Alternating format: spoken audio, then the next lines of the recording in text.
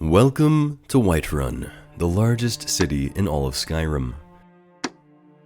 You reached level 4 just an hour ago, and you're on a quest seeking Jarl Balgruuf to grant protection to the town of Riverwood. Unbeknownst to you, you're going to come back here a lot during your time on this continent. Upon your entry to the city, you probably didn't even notice the throat of the world towering in the distance because of how engaging the bustling city was. Shops lining the roads and dozens of people wandering the streets, all with something to say. It's a marvel. But it isn't the largest city in Tamriel, no. That honor goes to the Imperial City, hosting more than twice the number of NPCs as Whiterun. With so many different districts to travel between, it's easy to get lost here. It is known by many as the largest city in the Elder Scrolls series. They're wrong, they haven't been to Vivec from the game prior. 9 multi-floor cantons, this place is massive, and everyone has gotten completely lost here. I've spent hours upon hours exploring this place. The city is infamous. Oh, but don't even get me started on Daggerfall City from the game even before that! Why with every iteration of this series do the cities keep shrinking? Why aren't the cities getting bigger, better, more spectacular? Well, a number of reasons. For purposes of this video, I'll primarily be referring to Vivec as the prototypical big city, and Whiterun as the modern big city. I never really played Daggerfall, so I don't want to speak to its design, and the Imperial City has a lot of the same properties as Vivec, but on a lesser scale, so it's not as strong of an example. Also, my voice doesn't usually sound like this, I'm just a little sick right now, so there's that. For one, city navigation doesn't sell. Don't get me wrong, I love and even prefer the ridiculously large cantons of Vivec.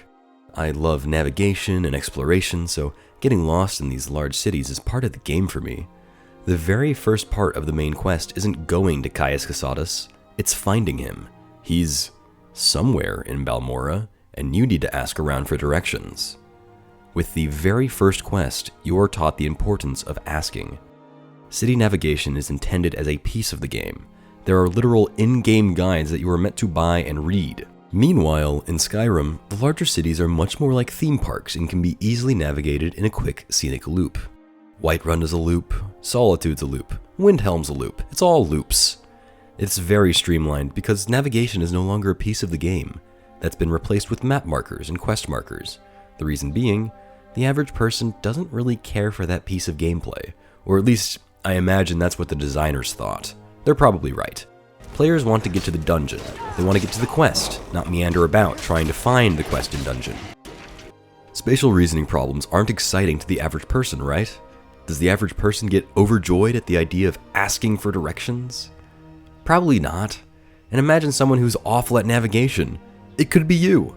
It's probably you. That's just added frustration. Map reading is a lot like cursive in the sense that it was once really useful, but it has been made obsolete by new technologies. No one knows how to do it anymore, much to the chagrin of the elders. If you are also Gen Z and you feel this characterization doesn't apply to you, sorry about that. There are just far too many people I've spoken to on my college campus that get around purely on vibes and Google Maps. How do you not know your apartment is southeast of campus? Ridiculous. But I digress. Confusion doesn't sell, except to weird eccentrics like myself, and quite possibly you. Or not, I don't know you. Another consideration, how detailed do you want your NPC's behavior to be? Handcrafting the daily behaviors of 1,000 NPCs in a game is an endeavor. Why would you triple that workload? Oblivion is well known for its Radiant AI system and just how comically prone it was to breaking. Bethesda expanded this system and tuned it for the sequel. Most people forget that Skyrim has the same system because it actually works. It just does its work in the background. You don't notice it. Setting up a routine for 1,000 different NPCs is a hefty workload, and it was a bit easier in the older games. This is Ravir, a Khaji's merchant in the city of Balmora that sells Daedric weaponry, quote unquote. That's what he calls it at least. He has a simple routine. At 8 AM, his shop opens and he stands here in the corner, in the spotlight, losing his religion. At 8 PM, his shop closes and he continues to stand here for the entire night. Morrowind residents don't need to lie down to rest, not even the dreamers. For this reason, it is infinitely easier to populate a city in the older games, because they don't do much. The most you'll see from them is pacing back and forth, but They don't have goals like in later games. They're very simple. In Skyrim, there are many more considerations, more scripting, more work. And just how interesting do you want your NPCs to be? Whiterun is populated with memorable characters, because the characters serve purposes to the player. Amryn has the family sword quest, Isolde is learning to be a merchant, the Battleborn Greymane feud is impossible to miss, and Nazim is, quite frankly, an asshole. They are all written individually, and they have unique dialogue. Meanwhile, Morrowind is populated with uninteresting characters, commoners that mind their own business. On one hand, it aids in world building and helps add contrast to those more interesting characters that you meet during your travels. On the other hand, it isn't very practical to the player. 300 NPCs isn't as impressive when most are generic and serve little immediate purpose. They are only interesting because they are mundane. A little, paradoxical. Both of these systems have their pros and cons, but Bethesda clearly began putting more stock in fully written characters.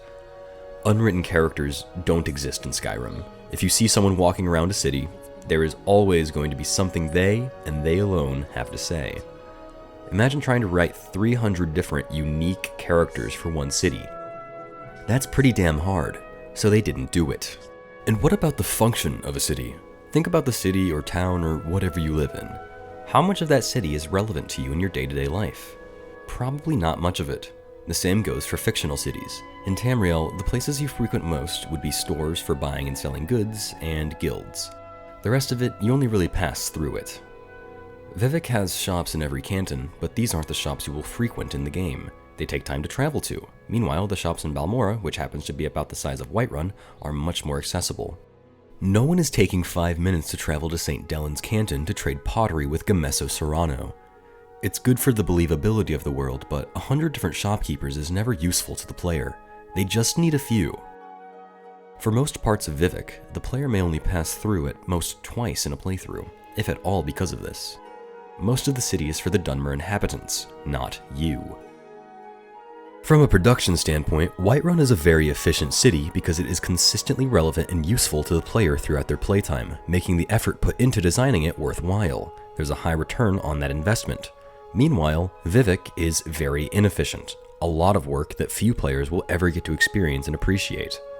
To simplify, cities are shrinking because they're better for the player that way, and Bethesda still knows how to capture the feeling of a busy city from a smaller space. The complexity of their cities have increased with time, so from a resource perspective, it needs to be smaller. Doing anything larger is just overkill. The bigger cities probably aren't coming back, not in the same way that they were before at least. Luckily, if you're a sucker for that style like me, there's nothing stopping you from going back to that which never left.